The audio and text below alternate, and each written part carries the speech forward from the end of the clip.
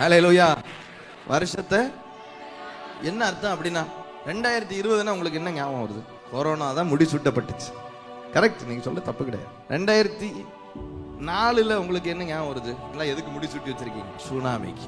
இப்படி வருஷத்துக்கு ஒரு பிரச்சனை. இந்த போன 2024 அது ஏன் பாஸ்டர் கேட்குறீங்க? கடன் எங்க வீட்டில் வந்துச்சே, ஒரு பெரிய கடன். 2023 ஏன் பொம்பளை பிள்ளை வாழ்க்கையில் ஒரு பெரிய பிரச்சனை.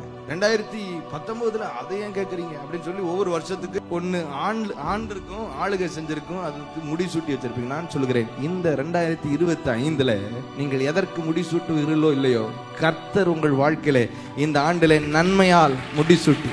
எனக்கு எப்படி நடக்கணும் என்ன நிச்சயம் இருக்கு? எவர்களை அவர் தெரிந்து கொண்டு சேர்த்து கொள்ளுகிறார்களோ அவர்கள் கொடுத்து வைத்தவர்கள், பாக்கியவான்கள். காரணம், அவர்கள் பாதையை நெய்யாய் பொழிய செய்ய போகிறார்.